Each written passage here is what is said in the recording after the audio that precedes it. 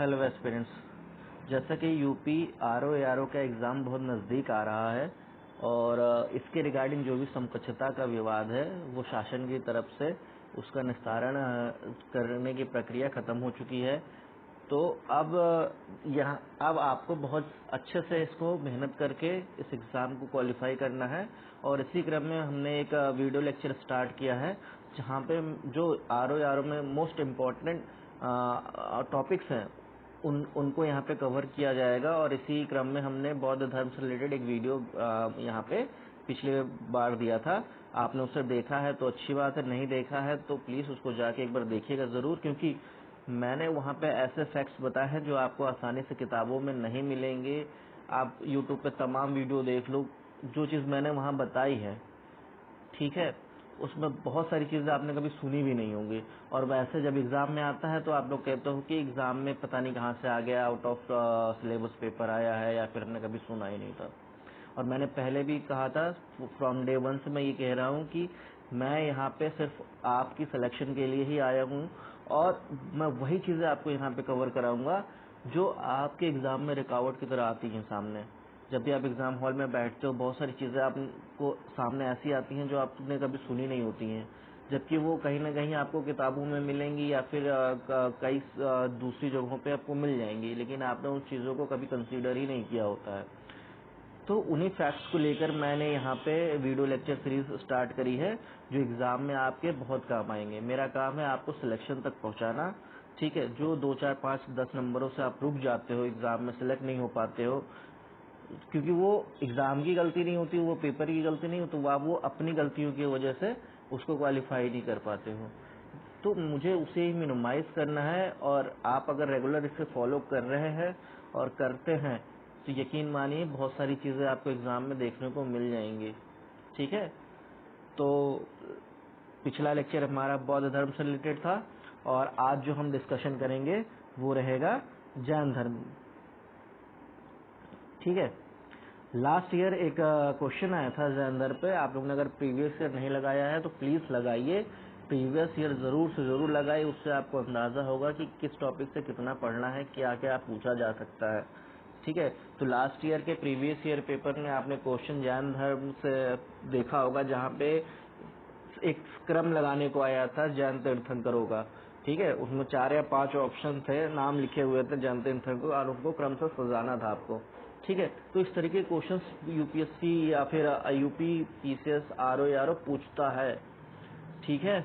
और वहीं पे हम चीज़ें छोड़ के जाते हैं और फिर वहीं मात खा जाते हैं। किसी ने ऐसा नहीं होगा जिसने जैन धर्म पढ़ा हो और तीर्थंकरों के बारे में नहीं देखा हो, लेकिन उसको कभी इम्पोर्टेंस नहीं दी होगी, ठीक है। तो जो सारे एस्पेक्ट्स हैं एग्ज़ाम के उनको हमें लेकर चलना है, उनसे हमें कन्नी नहीं काटनी है, ठीक है। कोई भी चीज़ हमें छोड़कर नहीं जाना है। तो देखिए, जैन धर्म से आज हमारा टॉपिक स्टार्ट है और टोटल जानते हैं आपको टोटल 24 तीर्थंकर हैं, ठीक है। और जो सबसे पहले तीर्थंकर है उनका नाम क्या है? ऋषभदेव, ठीक है। इतना सबको पता है, ठीक है। और साथ ही एक और चीज़ जान लीजिए, जो दूसरे तीर्थंकर हैं उनका उल्लेख हमें कहाँ मिलता है? यजुर्वेद में। तो उन दूसरे तीर्थंकर का नाम आपको पता होना चाहिए, तो वो है अजीतनाथ। कौन है? अजीतनाथ। इनका उल्लेख हमें यजुर्वेद में मिलता है। साथ ही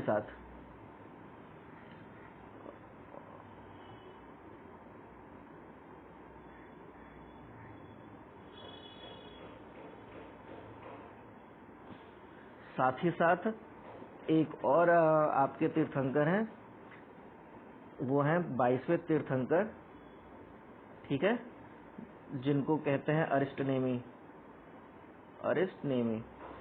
तो 22वें तीर्थंकर अरिष्टनेमी का उल्लेख हमें कहाँ मिलता है? वो मिलता है ऋग्वेद में। कहाँ मिलता है? ऋग्वेद में, ठीक है। ये चीज़ें जो फैक्ट्स हैं आपको याद रखने हैं कि 24 तीर्थंकर ये सबको पता है। ऋषभदेव पहले संस्थापक थे। इसके अलावा दूसरे तीर्थंकर का उल्लेख आपको यजुर्वेद में मिलता है, ये मोस्टली लोगों को नहीं पता होगा। उसी तरह 22वें तीर्थंकर अरिष्टनेमी का उल्लेख ऋग्वेद में मिलता है, ठीक है। तो देखिए, मेरा जो कहना ये है कि आप चीज़ों को रिवाइज करिए, याद करिए, आप मेरे वीडियोस देखिए, ठीक है। उसके बाद उसके नोट्स बनाइए, उसको बार बार रिवाइज करिए। इसलिए मैं बहुत बड़े वीडियोस नहीं बनाता हूँ, ठीक है। उसको रिवाइज करते जाइए, चीज़ें याद रहेंगी आपको तो एग्जाम में काम आएगी।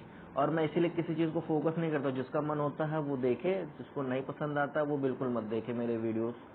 ना मैं कभी आप लोगों को सब्सक्राइब करने के लिए कहता हूँ, ना ही लाइक करने के लिए कहता हूँ। जिसको पसंद आता है वो करते हैं, जिसको नहीं आता है उसके लिए कोई दिक्कत नहीं है। यूट्यूब पे बहुत सारी चीज़ें हैं, बहुत सारी कोचिंगें हैं। और लेकिन मैं ये गारंटी ज़रूर देता हूँ कि जितनी चीज़ें आपने कोचिंग्स में पढ़ी होंगी, यूट्यूब पे पढ़ी होंगी, उससे ज़्यादा मटेरियल, उससे ज़्यादा कंटेंट मैं आपको यहाँ पे अपने चैनल पे देता हूँ। जो भी चीज़ें मैं, कोई भी मेरा आप वीडियो लेक्चर उठा के देख लो, जो चीज़ें मैंने बताई हैं उसमें बहुत सारी ऐसी चीज़ें होंगी जो आपको एग्जाम्स, जो आपको कोचिंग्स में नहीं बताई गई होंगी, ठीक है। तो देखिए, इसके अलावा जैसा कि मैंने आपको बताया था कि लास्ट ईयर जो तीर्थंकरों का क्रम पूछ लिया था, तो आपको इस बार उसको याद करके रखना है, उसको जानना है। 24 तीर्थंकरों के नाम तो नहीं याद होंगे, लेकिन अगर आप बार बार उसे पढ़ोगे तो बैक ऑफ द माइंड आपको वो चीज़ें याद रहेंगी। जब एग्जाम में आएगा तो आप फ्रीज क्रम में लगा लोगे, थोड़ा सा भी अगर हिंट आपको मिल जाएगा तो आप उसको कर डालोगे। तो देखिए, जो 24 तीर्थंकर हैं उसमें सबसे पहले थे आपके ऋषभदेव, फिर दूसरे नंबर पे आते हैं आपके अजीतनाथ, ठीक है, अजीतनाथ। इसके बाद है आपका संभवनाथ, ठीक है, संभवनाथ हो गए। उसके बाद है अभिनंदन, अभिनंदन। उसके बाद है आपके सुभतीनाथ, फिर है पदम प्रभु, पदम प्रभु, फिर है सुपार्श्वनाथ, सुपार्श्वनाथ, ठीक है। इसके बाद देखिए,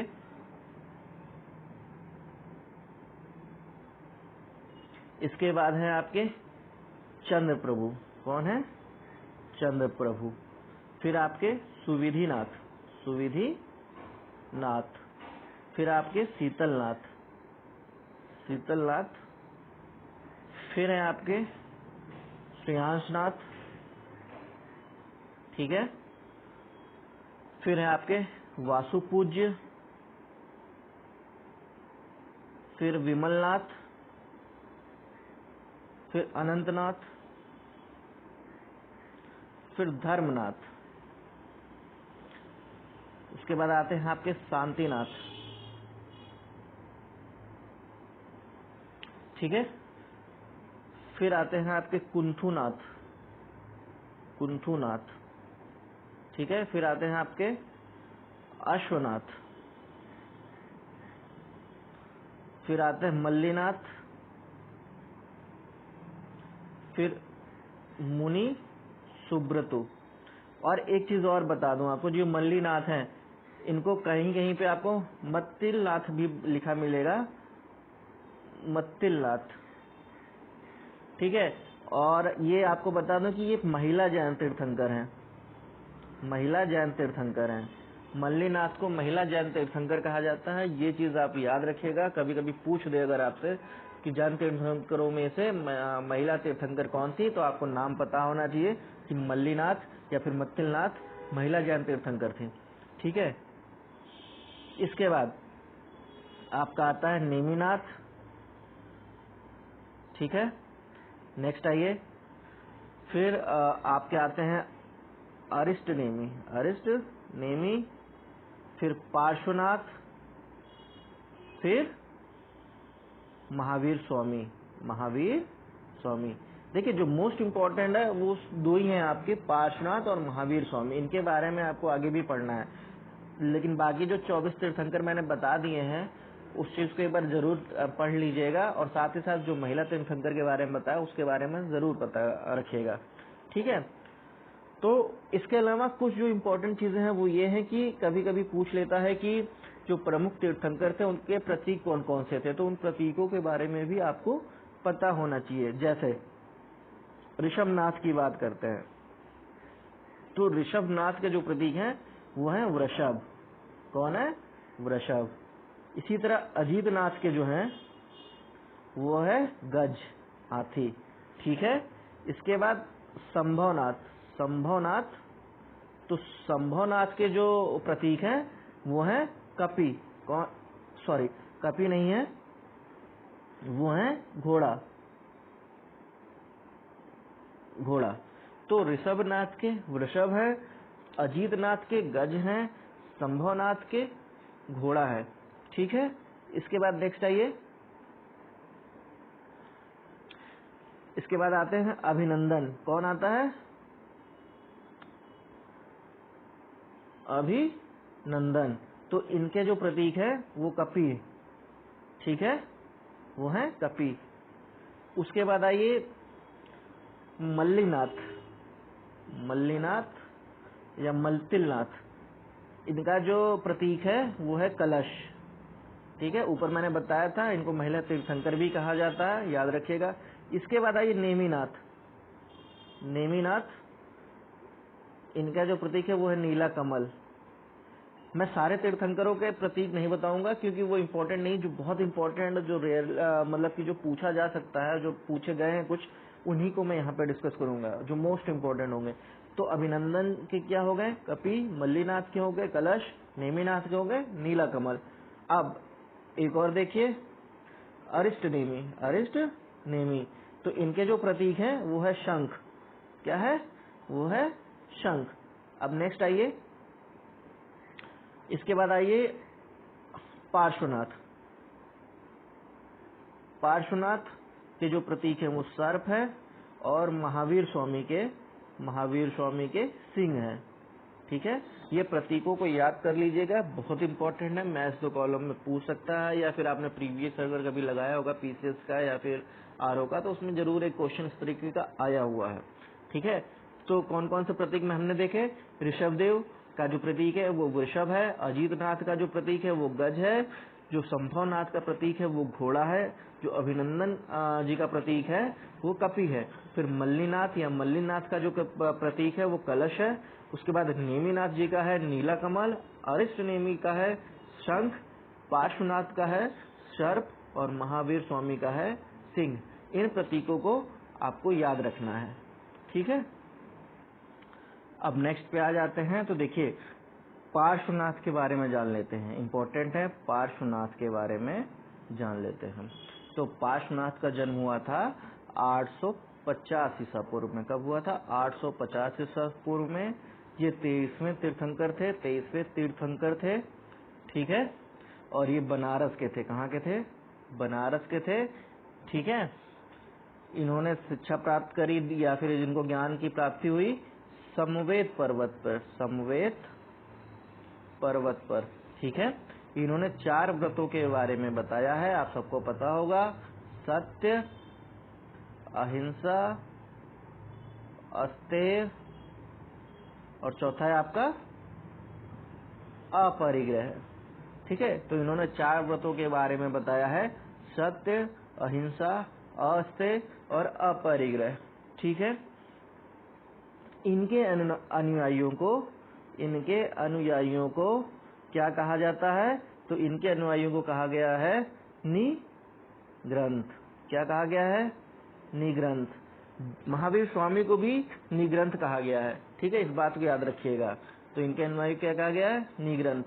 ठीक है, यानी इसका मतलब क्या होता है निग्रंथ का? यानी माया रहित। क्या कहा जाता है? माया रहित।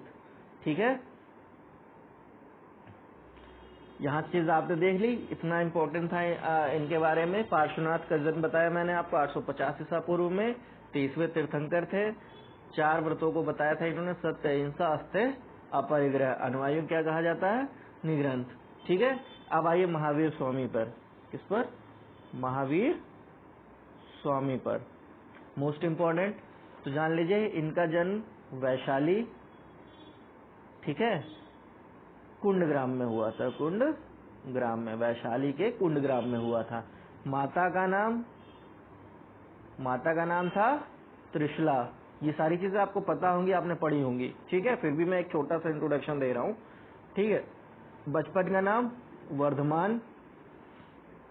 ठीक है, इसके बाद जाइए, इनका जन्म कब हुआ था? तो आपको पता होना चाहिए, 599 ईसा पूर्व में इनका जन्म हुआ था और इनकी मृत्यु हुई थी 527 ईसा पूर्व में। यानी कि 72 वर्ष की अवस्था में इन्होंने अपना शरीर त्याग दिया था। 72 वर्ष की अवस्था में शरीर को त्याग दिया था। ठीक है। और एक चीज और जान लीजिए इनके बारे में कि इन्होंने 30 वर्ष की अवस्था में ग्रह का त्याग किया था। 30 वर्ष की अवस्था में ग्रह त्याग किया था। क्या किया था? ग्रह त्याग किया था। ठीक है, ये सारी चीजें आपको पता होगी। अब नेक्स्ट आइए कि देखिए कुछ इंपॉर्टेंट चीजें हैं, जैसे भाई का नाम पूछ लेता है कभी, तो भाई का नाम नंदीवर्धन, इनकी अनुमति से इन्होंने गृह त्याग किया था। ठीक है। उसके बाद बहन का नाम, तो बहन का नाम था सुभद्रा। ठीक है। पत्नी कौन थी? तो पत्नी थी यशोदा। ठीक है, यशोदा इनकी पत्नी थी। नेक्स्ट आइए, पुत्री का नाम इंपॉर्टेंट है, कई जगह उल्लेख मिलेगा आपको। तो अड़ोज्या, पुत्री का नाम अड़ोज्या या प्रियदर्शना। और दामाद का नाम जमाली। ठीक है। तो जमाली जो थे इनके भांजे और दामाद दोनों थे। ठीक है, इनके भांजे और दामाद दोनों थे जमाली। ठीक है। अब एक चीज और देख लीजिए कि जो महावीर स्वामी का जो ज्ञान प्राप्ति हुआ था वो किस नदी पर हुआ था। तो आपको पता होना चाहिए कि ऋजुपालिका नदी के किनारे क्या है आपका? जृंभिक गांव। तो ऋजुपालिका नदी किनारे जृंभिक गांव में किस पेड़ के नीचे हुआ था? तो आपको पता होना चाहिए साल वृक्ष के नीचे इनको ज्ञान प्राप्त हुआ था। कितने वर्ष की आयु में? तो 42 वर्ष की अवस्था में। ठीक है, 42 वर्ष की अवस्था में इनको ज्ञान प्राप्त हुआ था। ठीक है। तो देखिए मैंने क्या बताया, 30 वर्ष की अवस्था में इन्होंने गृह त्याग किया था। ठीक है। 42 वर्ष की अवस्था में शाल के पेड़ के नीचे इनको ज्ञान की प्राप्ति हुई थी, ऋजुपालिका नदी के पास जृंभिक गांव में। ठीक है। और 72 वर्ष की अवस्था में इनकी मृत्यु हो गई थी। इसके बाद कुछ और इम्पोर्टेंट चीजें देख लेते हैं कि देखिए बताइए कि संघ की पहली महिला सदस्य कौन थी? संघ की पहली महिला सदस्य कौन थी? तो चंदना संघ की पहली महिला सदस्य थी। इसके बाद महावीर की मृत्यु के बाद पहले धर्मगुरु कौन थे? महावीर की मृत्यु के बाद जो पहले धर्मगुरु थे वो कौन थे? तो वो थे सुधर्मन। कौन थे? सुधर्मन। पहले धर्मगुरु कौन थे? सुधर्मन। इसके अलावा और एक चीज आइए कि कल्प सूत्र की रचना किसने की है? तो कल्प सूत्र की रचना किसने की है बताइए? तो कल्प सूत्र की रचना की है उन्होंने भद्रबाहु ने। किसने? भद्रबाहु ने। और भद्रबाहु के बारे में एक बात और जान लीजिए कि इन्होंने चंद्रगुप्त मौर्य को जैन धर्म में दीक्षित किया था और उन्हीं के साथ वो श्रवणबेलगोला चले गए थे, जहाँ संलेखना पद्धति के द्वारा उन्होंने अपना शरीर त्याग कर दिया था। ठीक है, ये सारी चीज से पता हो गई। और एक बात और जान लीजिए कि भद्रबाहु जो थे इन्होंने दक्षिण में जैन धर्म का प्रचार प्रसार किया था। ठीक है। अब आइए नेक्स्ट। तो ये बात जानिए कि इन्होंने 5 महाव्रतों के बारे में बताया है। 5 महाव्रत। ठीक है। पार्श्वनाथ ने 4 व्रतों के बारे में बताया है। कौन कौन से? सत्य, अहिंसा, अस्तेय, अपरिग्रह। और महावीर स्वामी ने 5 महाव्रतों के बारे में बताया था। 4 तो वही है, सत्य, अहिंसा, अस्तेय, अपरिग्रह। और जो 5वां था वो क्या है आपका? बताइए। सत्य, अहिंसा, अस्तेय, अपरिग्रह। और जो 5वां था ब्रह्मचर्य। ठीक है। तो 5 महाव्रतों के बारे में बताया था। सत्य, अहिंसा, अस्तेय, अपरिग्रह, ब्रह्मचर्य। ठीक है। हमेशा सत्य बोलना चाहिए, जीव हत्या नहीं करनी चाहिए, ठीक है। अहस्य का मतलब चोरी नहीं करनी चाहिए, अपरिग्रह मतलब आवश्यकता से ज्यादा धन का संग्रह नहीं करना चाहिए, और ब्रह्मचर्य का मतलब आपको अपना जीवन ब्रह्मचर्य के तरीके से बिताना चाहिए। ठीक है, ये सारे हो गए। इसके बाद आइए, तो जैन धर्म में 3 प्रकार के मनुष्यों के बारे में चर्चा की गई है। एक, कौन कौन से? तो देखिए, पहले प्रकार के जो मनुष्य हैं वो अवृत्ति कहलाते हैं। अवृत्ति मतलब जो अध्यात्म से दूर रहते हैं, अध्यात्म से दूर जो रहते हैं उनको कहा गया अवृत्ति, यानी वो पूरे पाप के पुंज हैं। दूसरे प्रकार के जो मनुष्यों के बारे में बताया गया वो है अणुवृत्ति। अणुवृत्ति इसका मतलब जो अध्यात्म की ओर बढ़ रहे हैं, अध्यात्म की ओर बढ़ रहे हैं। ठीक है, इन्हें कहा गया है अणुवृत्ति। उसके बाद तीसरे प्रकार के जो मनुष्य हैं उनको कहा गया है शरवृत्ति। इसका मतलब है जो अध्यात्म को अपना चुके हैं, जो अध्यात्म को अपना चुके हैं वो हो गए सर्ववृत्ति, यानी पाप पर जिन्होंने विजय प्राप्त कर ली है। ठीक है। अच्छा, नेक्स्ट देखते हैं, एक थ्योरी दी थी जैन धर्म में, वो है आपका स्यादवाद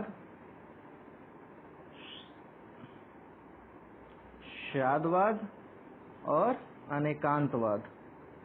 ठीक है, तो इस बात को याद रखिएगा कि स्यादवाद और अनेकांतवाद का जो उल्लेख है वो जैन धर्म से रिलेटेड है।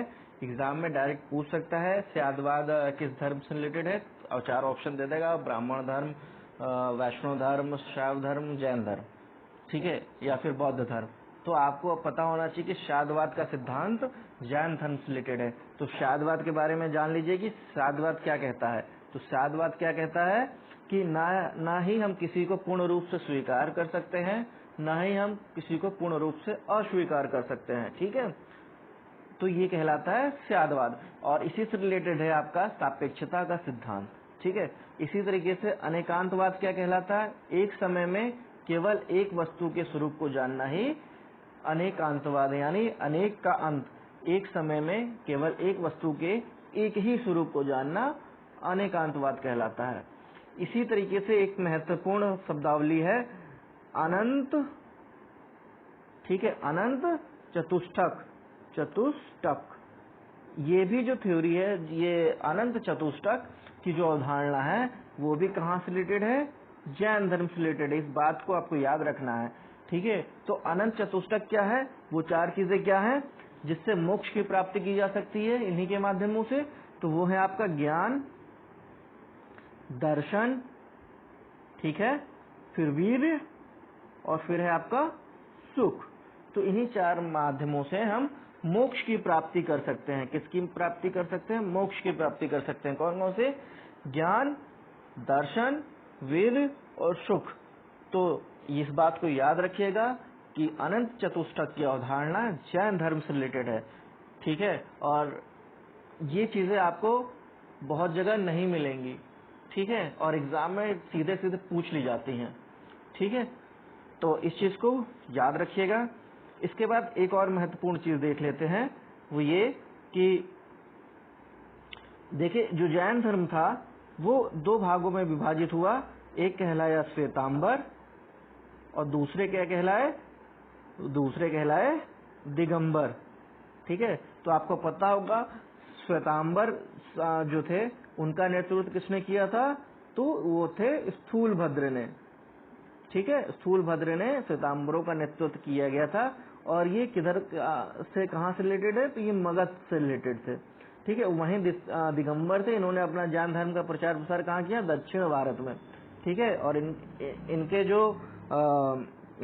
इनके जो आपके कह सकते हैं कि नेतृत्व करता है वो कौन है? वो है भद्रबाहु। ठीक है, और ये जो फूट पड़ी थी श्वेतांबर दिगंबर 2 बने थे, वो प्रथम बौद्ध संगीति में फर्स्ट जैन संगीति में। ठीक है, इस बात को याद रखिएगा।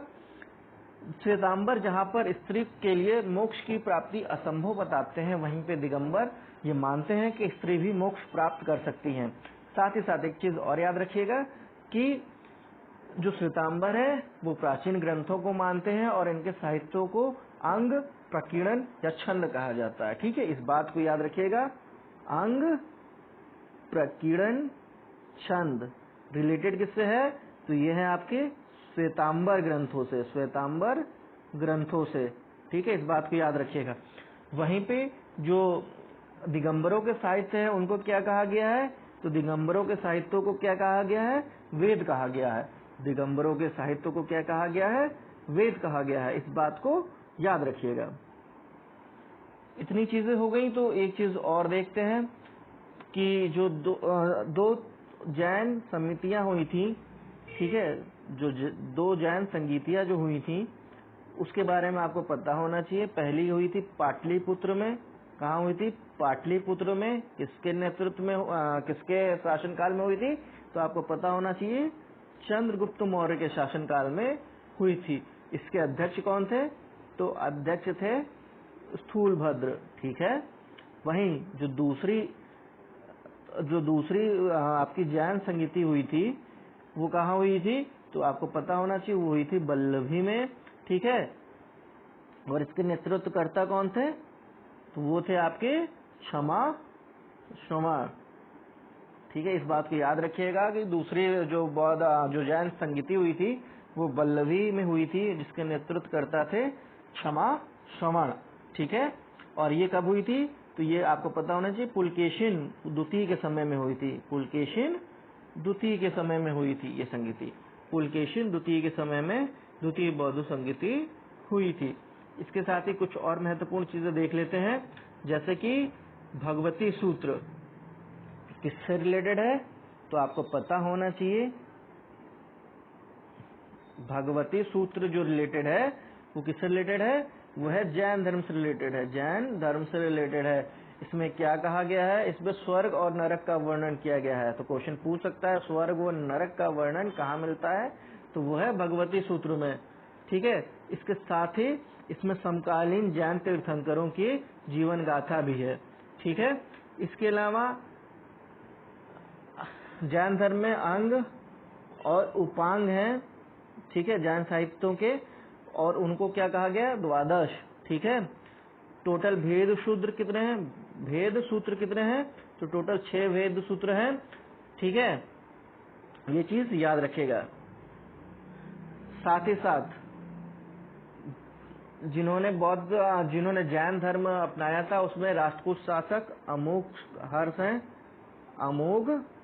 हर्ष हैं। ठीक है, और इन्होंने एक रचना करी है जिसका नाम है रत्न मल्लिका की रचना किसने की है? तो आपको पता होना चाहिए तो अमोघ वर्ष ने करी है। ठीक है, कौन से शासक थे? तो वो राष्ट्रकूट शासक थे। ठीक है, अब कुछ महत्वपूर्ण रचनाओं के बारे में जान लेते हैं। तो कुछ महत्वपूर्ण रचनाएं देख लीजिए जो बहुत इंपॉर्टेंट है। तो सबसे पहले देखिए परिशिष्ट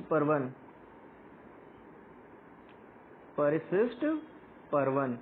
ठीक है, दूसरी महावीर चरित्र। फिर है आपकी कौन सी? त्रिषष्टि शलाका। ठीक है, त्रिषष्टि शलाका। इसके बाद पुरुष चरित्र। तो इन सब की रचना किसी एक व्यक्ति ने करी है, आपको उसका नाम पता होना चाहिए, हेमचंद। ठीक है, इस बात को याद रखिएगा कि परिशिष्ट पर्वन, महावीर चरित्र, त्रिषष्टि शलाका और पुरुष चरित्र, इन सब की रचना किसने करी है? हेमचंद्र ने। ठीक है, ये सारी चीजें जो इम्पोर्टेंट थी वो जैन धर्म से रिलेटेड थी। बाकी बहुत सारी चीजें हैं जो कॉमन चीजें आपको किताबों में मिल जाएंगी। उन चीजों को मैंने यहाँ पे स्किप किया हुआ है क्योंकि मैं यहाँ पे हर एक चीज नहीं बताऊंगा, कुछ आपको भी करना पड़ेगा। मैं उन्हीं चीजों को बताऊंगा जो इजीली आपको अवेलेबल नहीं हो पाती हैं, जो चीजें आप मिस कर जाते हो, जो चीजें आपसे स्किप हो जाती हैं और एग्जाम में आ जाती हैं। ठीक है, तो इसी तरीके का हमारा लेक्चर होगा। ये पूरा आपका जैन धर्म से रिलेटेड है। अच्छा, इसके साथ कुछ और चीजें देख लेते हैं। वो ये है कि बौद्ध और जैन धर्म में कुछ अंतर है, उन अंतरों को भी यहाँ पे स्पष्ट कर लेते हैं क्योंकि कई बार पूछता है स्टेटमेंट में। ठीक है, तो उसको देख लेते हैं यहाँ पे। तो देखिए, सबसे पहले आपको पता होना चाहिए कि त्रिरत्न जो मैंने आपको बताए थे कि जो त्रिरत्न है, तो सम्यक ज्ञान, सम्यक दर्शन, सम्यक चरित्र, ये त्रिरत्न किसके हैं? तो ये किसके थे? जैन धर्म के थे। ठीक है। वहीं पर बुद्ध, धम्म और संघ जो थे वो किसके थे? बौद्ध धर्म के। ठीक है, बौद्ध धर्म के। ये सारी चीजें आपको पता हो गई। इसके साथ ही कुछ चीजें, जैसे साहित्य ग्रंथों को, जैन धर्म के साहित्य ग्रंथों को क्या कहा जाता है? मोस्ट इंपॉर्टेंट है, आपको पता होना चाहिए। तो जैन धर्म के साहित्य ग्रंथों को आगम कहा गया है। क्या कहा गया है? आगम कहा गया है। इसके साथ ही जो बौद्ध धर्म है उनके साहित्य ग्रंथों को क्या कहा गया है?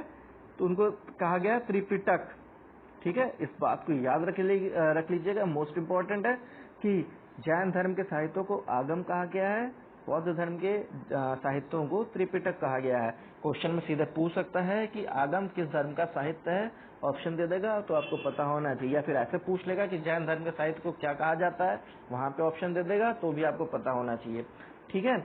इसके साथ ही मोक्ष के बारे में क्या कहा गया है? तो जैन धर्म मानता है कि मोक्ष मृत्यु के उपरांत ही संभव है, जबकि बौद्ध धर्म क्या कहता है? बौद्ध धर्म कहता है कि निर्वाण इसी जीवन में मिल सकता है। ठीक है। इसके बाद आत्मा के बारे में बात करते हैं। तो जैन धर्म आत्मावादी है। ठीक है, यानी वो आत्मा को मानता है। वहीं पे जो आपका बौद्ध धर्म है वो अनात्मवादी है। क्या है? अनात्मवादी है। ठीक है। इसी तरीके से पुनर्जन्म में जैन धर्म में विश्वास करता है और बौद्ध धर्म भी विश्वास करता है। ठीक है। कर्मवाद, कर्म पे जो विश्वास है वो जैन धर्म भी करता है और बौद्ध धर्म भी करता है। ठीक है। इसके अलावा एक और महत्वपूर्ण चीज, निर्वाण प्राप्ति का क्या मार्ग है? तो निर्वाण प्राप्ति के लिए जैन धर्म मानता है कि कठिन तपस्या के साथ ही निर्वाण को प्राप्त किया जा सकता है। इसीलिए इनके समय में एक पद्धति है जिसे हम संलेखना कहते हैं, संलेखना पद्धति। कई बार एग्जाम में पूछा हुआ है कि संलेखना पद्धति किससे रिलेटेड है, किस धर्म से रिलेटेड है, तो आपको पता होना चाहिए संलेखना पद्धति जैन धर्म से रिलेटेड है। ठीक है। इसी तरीके से बौद्ध धर्म में अष्टांगिक मार्ग बताया गया है, अष्टांगिक मार्ग बताया गया है। ठीक है, निर्वाण प्राप्ति के लिए। साथ ही साथ ज्ञान प्राप्ति के बारे में चीज जान लीजिए कि जो जैन मुनि महावीर स्वामी 12 वर्ष की तपस्या के उपरांत उनको ज्ञान की प्राप्ति हुई थी। वहीं पर जो बौद्ध धर्म में महात्मा बुद्ध हैं उनको 7 वर्ष की तपस्या के उपरांत ज्ञान की प्राप्ति हुई थी। वहीं मृत्यु के बारे में जान लीजिए कि जो महावीर स्वामी हैं उनकी मृत्यु हुई थी पावापुरी में। ठीक है। और वहीं पे बौद्ध महात्मा बुद्ध कुशीनारा, ठीक है, यहाँ पे उनको निर्वाण की प्राप्ति हुई थी। ठीक है, ये सारी चीजें आपको पता होगी। ठीक है, यही महत्वपूर्ण चीजें थी जो इससे रिलेटेड ही। कुछ एक दो चीजें और है जो मुझे बतानी थी, वो ये है कि कुछ संप्रदाय हैं जो इसी समकालीन है, मतलब बौद्ध और जैन धर्म के समकालीन कुछ संप्रदाय हैं, उनके बारे में भी आप जान लीजिए। तो आपको पता होगा कि एक है आपका नितांत अक्रियावादी संप्रदाय। नितांत अक्रियावादी जो संप्रदाय है वो कर्मों के फल में विश्वास नहीं करता है। उसका मानना यह है कि कर्मों का कोई फल नहीं होता है। तो नितांत अक्रियावादी के जो नेतृत्व करता है, ठीक है, वो है पूर्ण काश्यप। कौन है? पूर्ण काश्यप। नाम याद रखिएगा, इंपॉर्टेंट है, मैथ्स दो कॉलम में पूछ सकता है। ठीक है। तो नितांत अक्रियावादी का जो नेतृत्व करता है वह है पूर्ण काश्यप। उसी तरीके से आजीवक संप्रदाय, मोस्टली लोगों ने सुना होगा, मोस्ट इम्पोर्टेंट है, हर बार एग्जाम में पूछा हुआ है, कोई भी एग्जाम हो। ठीक है, उसमें आया जरूर है, चाहे वो यूपीएससी का हो, यूपीपीसीएस का हो, चाहे आरओ का हो। तो आजीवक संप्रदाय, ठीक है। तो इसके नेतृत्व करता कौन है? तो यह है मोखली पुत्र तिष्य। मोखली पुत्र तिष्य, मैं सही से लिख देता हूँ, 1 मिनट रुकिएगा, 1 मिनट। हाँ, मोखली पुत्र तिष्य। ठीक है। तो आजीवक संप्रदाय के जो नेतृत्व करते हैं वो मोखली पुत्र तिष्य हैं। इनका क्या सिद्धांत है? ठीक है, तो ये मानते हैं कि समस्त प्राणी जो हैं वो नियति के अधीन है, यानी ये नियतिवादी हैं, ठीक है, भाग्यवादी हैं। इसके अलावा एक आता है आपका भौतिकवादी, जिन्हें हम उच्छेदवादी कहते हैं। भौतिकवादी या उच्छेदवादी, उच्छेदवादी, ठीक है। तो इसके जो नेतृत्व करता है वो है अजीत सकम्बली, अजीत सकम्बली इनके नेतृत्व करता है। ये क्या मानते हैं? तो भौतिकवादी कहता है कि संसार में न कोई माता है न कोई पिता है, यानी संसार में शरीर पंच तत्वों से बना हुआ है, इसका ना कोई माता है न कोई पिता है। इस बात को याद रखिएगा। मैं आपको उनके सिद्धांत बता दे रहा हूँ, कभी कभी बाई चांस अगर पूछ ले तो आपको पता होना चाहिए, ठीक है। वैसे अगर आएगा तो इनके नेतृत्वकर्ता के अकॉर्डिंग ही आएगा कि वो संप्रदाय लिखा रहेगा, नेतृत्वकर्ता लिखे होंगे, या तो मैच द कॉलम में आएगा या डायरेक्ट पूछेगा, ठीक है। इसके बाद एक और देख लीजिए, एक है आपके अनिश्चयवादी, अनिश्चयवादी या जिन्हें अज्ञेय भी कहा गया है, ठीक है। तो इनके जो नेतृत्व करता है वो है संजय, ठीक है। ये इनका क्या मानना है कि किसी भी सिद्धांत को स्वीकार नहीं किया जा सकता है, नहीं उसका खंडन किया जा सकता है, ठीक है। ये सारी चीजें हैं, आपको बता दी मैंने कुछ संप्रदायों के बारे में, जिसमें आपका नितांत अक्रियावादी, जिसके आपके नेतृत्व करता है पूर्ण काश्यप। इसके अलावा है आपके अजीवक संप्रदाय के मोखली पुतिश या गोशाल, ठीक है। इसके अलावा है भौतिकवादी या उच्छेदवादी, यह है अजीत कसम्बली। इसके अलावा अनिश्चयवादी मैंने बताया, जिसके जो नेतृत्व करता है वो है संजय, ठीक है। ये सारी चीजें आपको पता होना चाहिए। तो आज का जो हमारा डिस्कशन रहेगा वो इतना ही रहेगा, ठीक है, ताकि आपको पढ़ने में, रिवाइज करने में, नोट्स बनाने में आसानी हो जाए, ठीक है। और आप अपना समय अपनी और भी एक्टिविटीज में लगा सके, आप अपनी प्रिपरेशन, अपनी सेल्फ स्टडीज को भी आगे बढ़ा सकें, ठीक है। ये सारी चीजें यहीं तक थी। इसके अलावा कुछ और संप्रदाय हैं, उनके बारे में मैं किसी और लेक्चर में डिस्कशन करूंगा। बहुत सारी चीजें हैं जो आपके वैष्णव धर्म, शैव धर्म और ब्राह्मण धर्म, इसके अलावा बहुत सारी और भी संप्रदाय हैं जो एग्जाम में पूछे जाते हैं। कुछ भक्ति शाखा के संप्रदाय हैं, उनके बारे में तो वो एक अलग से लेक्चर होगा। अगर मैं इसको इसमें ही बताने लग जाऊंगा तो वीडियो बहुत लंबा हो जाएगा, ठीक है। क्योंकि आपको भी पढ़ना है, मैं यहाँ पे आपको ज्यादा इंगेज नहीं कर सकता हूँ, क्योंकि आपकी अपनी भी प्रिपरेशन है, ठीक है। All the best. ऐसे ही पढ़ते रहिए, चीजों को देखिए, पढ़िए, रिवाइज करिए, नोट्स बनाइए, ठीक है। और मैंने पढ़ने का तरीका पहले भी बताया हुआ है, आप नहीं देखे हैं तो मेरे पिछले वीडियोस देख सकते हैं, जहाँ पे मैंने सारी चीजें डिस्कस करी हुई हैं। कि सबसे पहले जब आप पढ़ चुके हो, जब आप अपना मतलब कि अपना रेगुलर वर्क कर चुके हो, तो आप मेरे वीडियोस देखिए, उसके नोट्स बनाइए, उसके बाद शाम को उन्हीं नोट्स को, सोने से पहले उस नोट्स को पढ़िए, या फिर मेरे वीडियो को 2x या फिर 1.75 की स्पीड से एक बार देख डालिए। इसलिए मेरे वीडियोस शॉर्ट एंड कंसाइज होते हैं। मैं बहुत लंबे वीडियोस 2-2 घंटे के, 1.5 घंटे के इसलिए नहीं बनाता हूँ, ताकि आपका समय बचे और आप उसको और भी अच्छी चीज़ों में इन्वेस्ट कर सकें, ठीक है। All the best. Thank you very much, ठीक है।